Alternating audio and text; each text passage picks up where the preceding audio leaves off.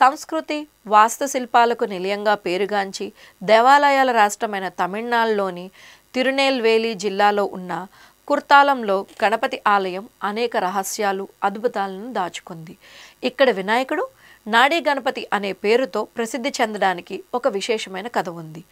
ఈ ప్రాంతంలో తపస్సు చేయాలని సంకల్పించిన మహాసిద్ధయోగి మౌనస్వామి ఓం మఠాన్ని నిర్మించి ఆ సిద్ధేశ్వరి అమ్మవారిని ప్రతిష్ఠించారు. అనంతరం వినాయకుడి విగ్రహాన్ని నిర్మించి ప్రాణప్రతిష్ఠ చేయాలని నిర్ణయించారు.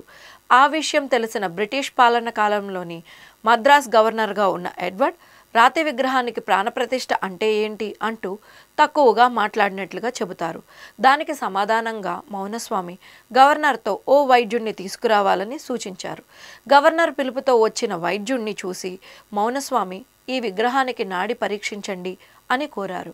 రాతి విగ్రహానికి ఎలాంటి నాడి ఉంటుంది అని ఆశ్చర్యపోయిన వైద్యుడు పరీక్షించి నాడి లేదని విషయాన్ని గవర్నర్కు తెలిపాడు.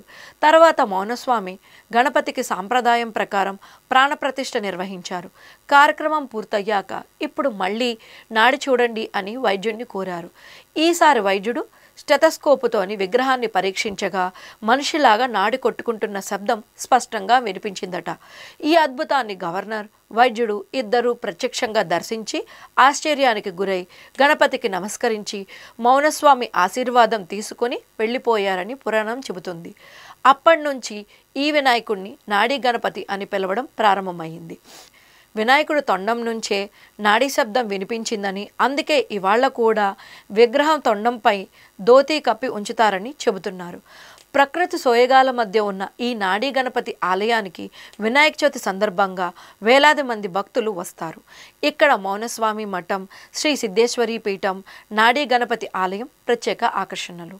పక్కనే ఉన్న అద్భుతమైన జలపాతాలు మరింత అందాన్ని చేర్చుతాయి.